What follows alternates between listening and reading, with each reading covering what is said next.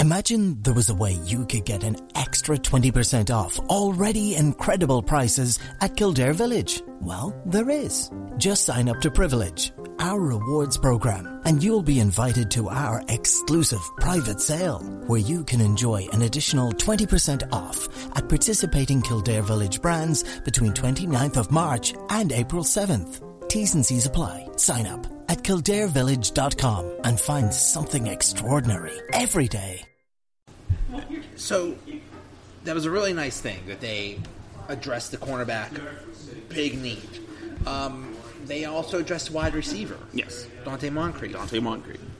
I remember you were on the final word, and everybody's saying, Golden Tate, let's get Golden Tate. No. And you're like, no, that's not. And that's, I keep hearing, it's like, we don't need that. Yeah. And then he signed one of those stupid deals with the Giants. Giants, who I don't know what they're doing right now. I have a theory. It's the Scrolls. They've been It's the Scrolls. This is going to be the MCU. Yeah. The GM is a Scroll. Brilliant. Yo, if he was a Scroll, though, oh, man, that would be... but it makes sense, because why do you trade away Odell Beckham Jr.? You still have Eli Manning, and... there's just so many frustrations I have with the team. I don't understand what they're doing. I don't understand. Yeah.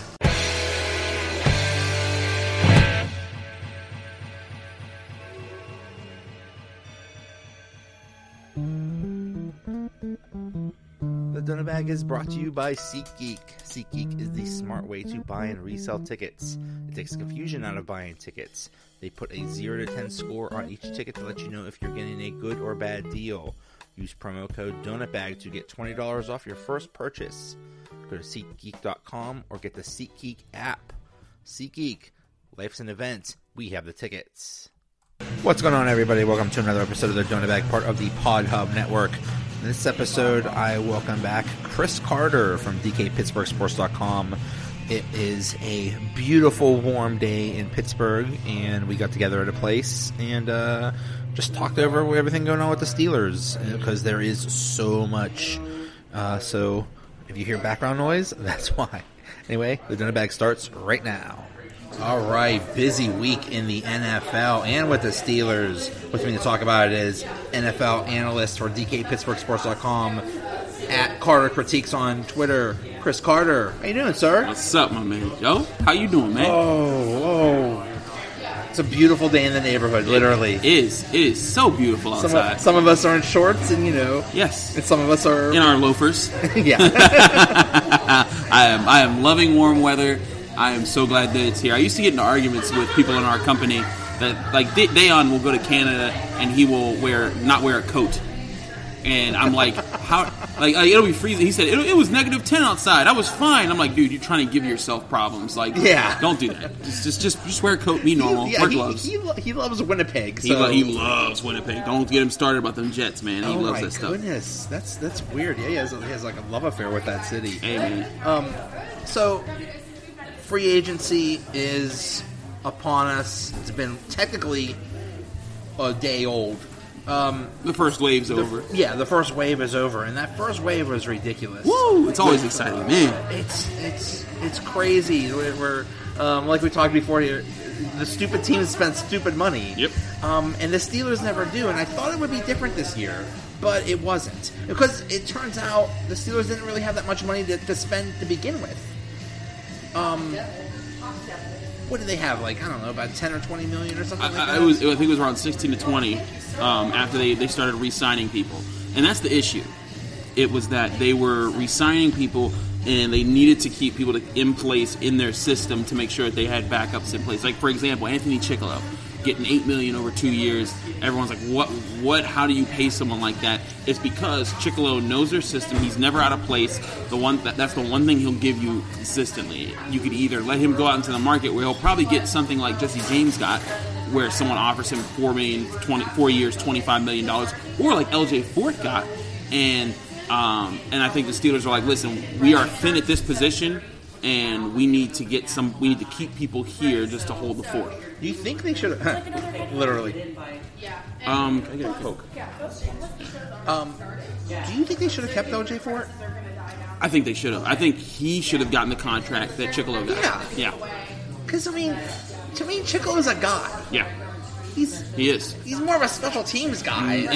And when he's on the field, like he makes some plays when it comes to him, and he's in his spot. But like, I try to talk to Chico. Like I'm like, hey man, you made a great play here. He's like, hey man, I don't know about that. And I was like, so can you explain what happened? He's like, hey man, I caught the ball. I did that. And I was like, oh okay, thanks Anthony. Like, and he's a good dude. He seems real nice, but like not the guy I'd go to get my explanations of what the Steelers' plan was that day.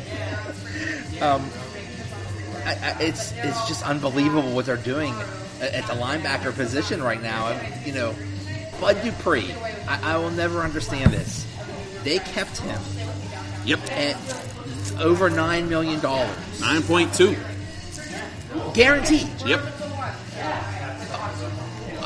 I just don't understand that. Here's my thing, and I was talking to our beat writer Dale Lally, who knows the Steelers as good as anybody, and he has his sources in the front office and everything. But Dale was telling me he was very confident they were going to make a move on Bud Dupree before the deadline. That announcement hasn't come yet. But one thing he did tell me, he was like, hey, he's like, the team hasn't announced anything yet because they might be trying to make other moves while this is happening. But the reason, like, the people that leak out the stories before the teams announce them are usually the agents. They're usually the agents wants to get it out. Okay. Like when Earl Thomas signs with the Ravens, the agent immediately wants to get that out there because that boosts his profile and boosts his player's profile. But in this situation, this would be Bud Dupree taking a pay cut. So this might not be something that the agents want to get out. So Dale's perspective, and I agree with this take, is that there's a chance, small chance, there's a chance that there has been something done. The Steelers just haven't announced it yet, and Bud Dupree's people haven't announced it yet because it wouldn't exactly be a positive announcement. Well, it would have to be a trade, right? Well, technically, yeah. I mean, basically either a trade or they agreed to a deal and they just haven't said anything yet. Oh, so we think that's he's going to be making $9 million, but really it could be. Yeah, it could. We just don't know. There could be a deal behind the scenes that they just haven't announced yet. But here's the thing: I think there's a 20% chance that is the case right now. Just my opinion. But it does seem odd because here's my take. You know, everyone right now, the news right now of free agency with the Steelers is, can they get Justin Houston? Can they get Justin Houston? He was going to get $15 million this year. If you had cut Bud Dupree, you would have gotten $9.2 million right back into your salary cap. Now you can use that plus the money you have left over to get Justin Houston. Then you don't need Bud Dupree. Right. So my thinking there is that if the Steelers let that go, I think that would have been a huge mistake on their part. Because as much as I like Bud Dupree in the sense that he's smarter than people give him credit for, I think he's a better player than people give him credit for, but he's not worth $9.2 million. Right. I remember you saying it wasn't necessarily that he wasn't that good. It's kind of like he was being told, you know, maybe drop back in coverage more or whatever. So, you know, people pointed at the sacks, like, he has so few sacks, but maybe that's kind of by design. Well, so some of it's by design, but some of it's also like when he had a 3-week run where he had a sack in 3 straight games. And it was I think it was on the last time I was on your show. It was about Joey Porter, and what I deduced later, because he told me when I asked, like, hey, why have you been on a tear, man? And he said, hey, you know, Coach Tomlin just told me to do what I do, and Bud Dupree's a speed rusher, and Joey Porter's been trying to get him to become a traditional edge rusher, where he uses his hands properly, where he uses good bend. Bud Dupree doesn't have those skills. He's not going to get them. And I think that at that point, they were like, listen, Joey Porter's not going to drill this into this guy. Let him be who he's going to be. And if he succeeds, he succeeds. If he doesn't, we move on. And he got a few sacks. I mean, 6 sacks isn't great, but it's not even really like, it's all right. It's acceptable. But didn't he also get hurt? He got hurt. Yeah, he's been hurt a few times. So I think it was a pec or something like that. So, you know, that's gonna hurt his numbers. So yeah. So okay. So we'll see what happens with Bud Dupree. There's a few things that could work out there that would surprise us. Because my thing is also Bud Dupree wants to stay in the league, and I think he wants to stay with a team that likes him for the most part. And I think the Steelers have gotten used to at least having Bud Dupree around. and he's a guy that can fit their system. It's like, hey, you're the occasional rusher because he's athletic. They know his strengths and weaknesses Exactly. and better than anybody. They know him, so Yeah. We'll see. How good would Justin Houston be? How much of an upgrade would that be? All right, imagine Joe Flacco being replaced by Drew Brees. That's an upgrade. Yeah. Justin Houston, I've studied him for years. He has such a powerful hand strike. He's explosive off the ball, even as he's turning into his early 30s. He is extremely talented. He's knowledgeable of the game, and he's a playmaker. He goes after the ball. He knows where the ball is. He's going after it. That's a guy that that if you have him on your roster, he's an immediate superstar. And were the Steelers able to get him and Watt would be destructive. And Watt's already destructive. With that line? Yes. I mean, now, because here's the question. Say you just rush those four. Watt, Houston, Hayward, Tuitt. Normally, Hayward and Tuitt take up the double teams. Yeah. But you're going to leave Houston and Watt on single.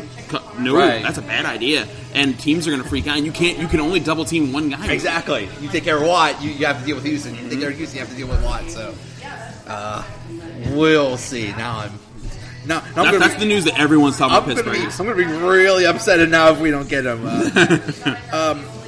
One they did get from Kansas City is Nelson, the cornerback. You did a piece on him on Yes. DK Pittsburgh Sports.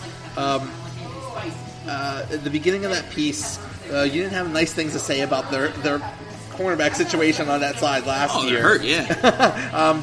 I don't think Cody Sensabaugh is going to be inviting you to his barbecue. Hey, I like Cody Sensabaugh. I hope he does. I wrote several good things about him this year.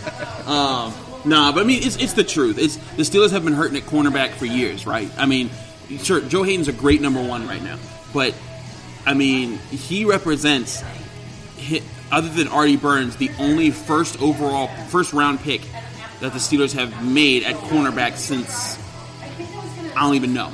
I can't even think off the top of my head right now. If I had the list in front of me, I'd be able to tell you. But they haven't traditionally invested in cornerback because they haven't valued cornerback. Now they're starting to because they're addressing the concerns that the change of the league is heading to. But Nelson, he was in a situation similar to Pittsburgh. They had Marcus Peters. Marcus Peters was a malcontent. He didn't want to be with the team anymore. In fact, he quit on the team one time. Wow. And Andy Reid said, I got to get rid of this guy. So they trade a guy who really is a good number one corner to the Rams for peanuts. And Steven Nelson, because they don't address the cornerback position too well, he gets thrust into the top cornerback spot, but he doesn't do a bad job.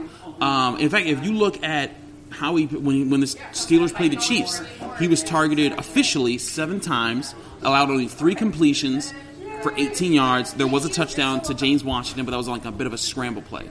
But he was assigned to Antonio Brown for most of the game, and he was called for a defensive holding one time that wasn't a target, and then there was an interception he had that was wiped out because he had committed pass interference. But he's a physical guy. If you look at all his numbers in the combine, he came out when Bud Dupree came out in 2015. You saw all of his numbers. His 40 was in the middle of the pack, like number 13 or so. His 3-cone, his shuttle, all his agility and leg work things, they were in the middle of the pack. But what was up in the top 6 was his bench press. And that's where he makes his hay. He is extremely strong. He uses his hands. When you're a receiver trying to get in and out of your breaks, he is trying to redirect you. Does he tackle on the run too? He tackles on the run too. Oh, thank God. Yeah. Okay. Yeah, he's no, and that's the thing. He's no softy. He's not afraid to come up and hit somebody. And he's not going to be no Denzel Ward and just lay somebody out. But he is going to be a guy that, if the run's coming his way, he's not afraid to wrap somebody up. And he made several screen tackles last year that were pretty solid. So I would not count him out in that regard. And the big thing, and this is what I think he was paid for, is that when the ball came to him, he caught it.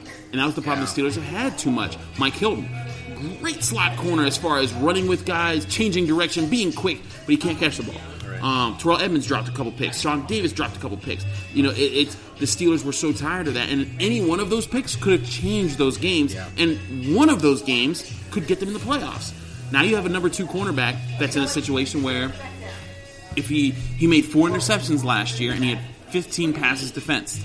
Those are really good numbers of plays on the ball. And that's a guy that Colbert said, hey, we put him at the number 2 spot. We're not asking you to cover the Odell Beckham Jr.'s. We're not asking you to cover the Julio Joneses. We're